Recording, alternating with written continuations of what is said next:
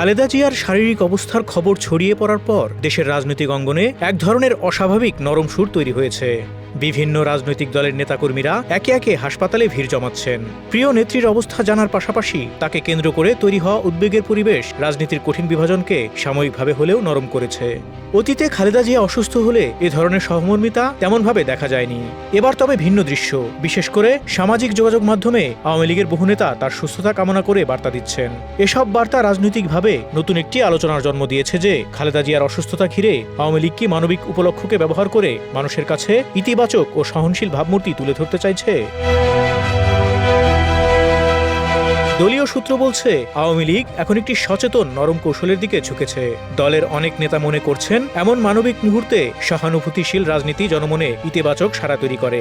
আওয়ামী লীগের ভেতরে এও আলোচনা হচ্ছে, দলের জ্যেষ্ঠ নেতারা প্রকাশ্যে খালেদা জিয়ার দ্রুত আরোগ্য কামনা করে বিবৃতি দিলে সামাজিক উত্তেজনা কমবে এবং রাজনৈতিক বৈরিতার মধ্যে নরম টোন সৃষ্টি হবে।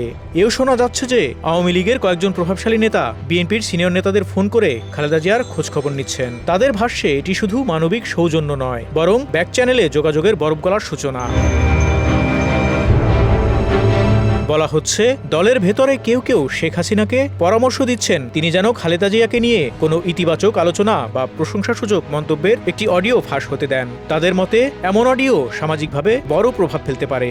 এতে খালেদা জিয়ার প্রতি মানুষের সহমর্মিতা যেমন বাড়বে, তেমন শেখ হাসিনাকেও উদার ও মানবিক নেত্রী হিসেবে দেখার প্রবণতা তৈরি হতে পারে। সংকটময় সময়ে এমন ইঙ্গিত দেশের রাজনৈতিক উত্তেজনার ভারসাম্যকে নরম করার ক্ষেত্রে ভূমিকা রাখতে পারে বলে মনে করছেন এ অংশের নেতারা। এদিকে বিএনপি তাদের অবস্থান পরিষ্কার করে বলছে, রাজনৈতিক কোনো ইঙ্গিত নয়, এখন একমাত্র প্রয়োজন যথাযথ চিকিৎসা। মির্জা ফখরুল জানিয়েছেন, চিকিৎসকদের মতে খালেদা জিয়ার অসুস্থতা এমন পর্যায়ে পৌঁছেছে যে যেখানে দেশের বাইরে উন্নত চিকিৎসায় নেওয়া ছাড়া উপায় নেই। তিনি অভিযোগ করেছেন, রাজনৈতিক জটিলতা ও প্রশাসনিক বাধার কারণে চিকিৎসার কিছু সিদ্ধান্ত পিছিয়ে যাচ্ছে, যা রোগীর জন্য ঝুঁকিপূর্ণ হতে পারে। সামগ্রিক পরিস্থিতিতে বিশ্লেষকরা বলছেন, খালেদা জিয়ার অসুস্থতা শুধু চিকিৎসাগত সংকট নয়, এটি রাজনৈতিক অঙ্গনের অদৃশ্য স্রোতগুলোও সামনে এনে দিয়েছে। প্রকাশ্যে দুই দলের মধ্যে তীব্র দ্বন্দ্ব থাকলেও আড়ালে যোগাযোগের একটি নতুন সেতু তৈরি হচ্ছে। মানবিক অবস্থাকে কেন্দ্র করে আওয়ামী লীগ একটি নরম রাজনৈতিক কৌশল প্রয়োগ করছে, আর বিএনপি পরিস্থিতিকে দেখছে জরুরি মানবিক সংকট হিসেবে। এই দুই ভিন্ন দৃষ্টিভঙ্গি মিলেমিশে এমন এক মুহূর্ত তৈরি করেছে যা ভবিষ্যতে দেশের রাজনীতিতে ডায়ালগ কালচার ফিরে আসার সম্ভাবনাকে নতুন করে আলোচনায় এনেছে। এদিকে বিএনপির চেয়ারপারসন ও সাবেক প্রধানমন্ত্রী বেগম খালেদা জিয়ার শারীরিক অবস্থা গুরুতর হয়ে উঠেছে। ফুসফুসে সংক্রমণ ও শ্বাসকষ্ট নিয়ে হাসপাতালে ভর্তি হওয়ার পর তার অবস্থার দ্রুত অবনতি ঘটে। পরে নিউমোনিয়া শনাক্ত হয়। দীর্ঘদিন ধরে ভোগা কিডনি, লিভার, ডায়াবেটিস ও আর্থ্রাইটিসের জটিলতা যুক্ত হয়ে চিকিৎসা আরও কঠিন হয়ে দাঁড়িয়েছে।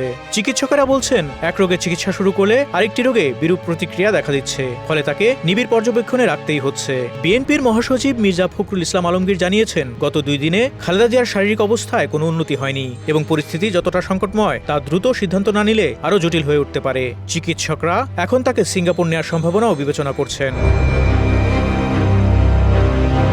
Desk report, Dhaka express.